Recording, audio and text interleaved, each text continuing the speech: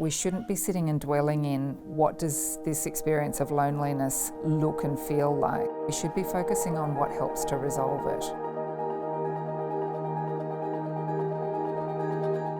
I'm Sally Robinson. I'm Professor of Disability and Community Inclusion at Flinders University.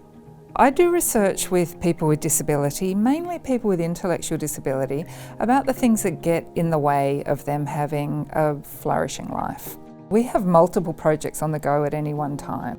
An ordinary week for me is navigating multiple projects. An absolute red letter day for me is going out into the field and spending time with people with disability collecting data. Our research agenda in disability and community inclusion is structured around a human rights framework.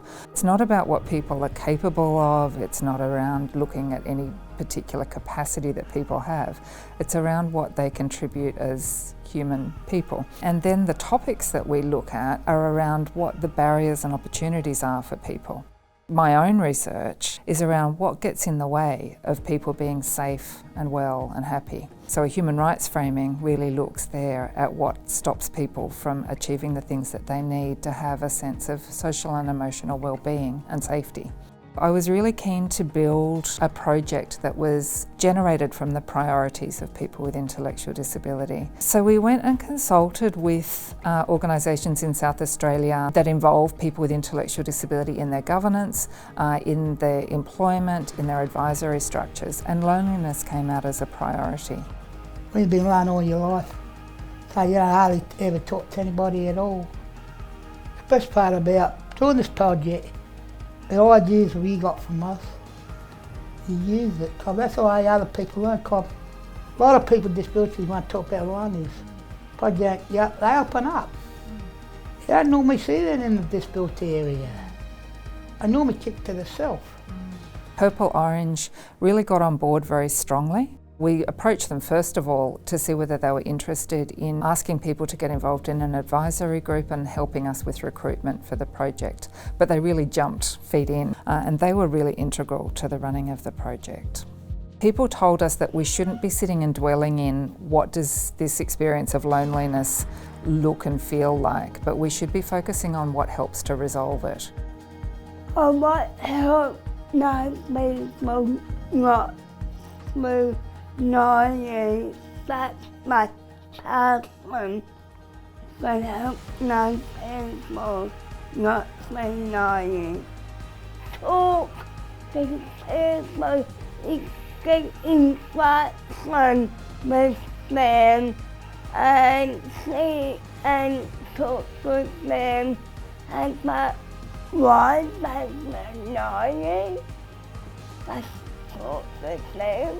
We went into the project knowing that loneliness was a problem. There had been very little work that asked people with intellectual disability what their priorities for change were. It was really important that our focus was on what's going to improve the situation, but also on making sure that we shared that message accessibly. One of the really great impacts of this project has been being able to see how the results resonated with people with intellectual disability who listened to the presentations of the reports.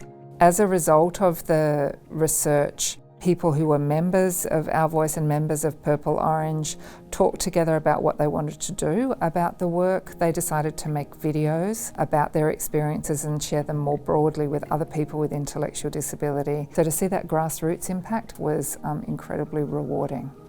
We need our voice out there. While I look at it, I know I'm part of it. More people with disabilities out there. I don't lay up them up. That's the best part about it. Disability and community inclusion is a priority research area in the Caring Futures Institute. These smaller projects, like the Loneliness Project, are really important to us. They're the building blocks that our bigger research stands on. Without these projects that really value our community partners, those big projects wouldn't stand up. I think our ideal community is active researchers working at a range of different academic levels who are really enriched by community researchers, and then we're in relationship with a whole lot of different stakeholder partners, but also our government partners, our NGO partners and our academic partners, so that we're bringing together all of that lovely sort of theoretically informed but accessible research. And with that research we're really informing principled, well-evidenced research. It helps inform our teaching, it helps inform practice, it makes sure that the priorities of people with disability direct where we're heading.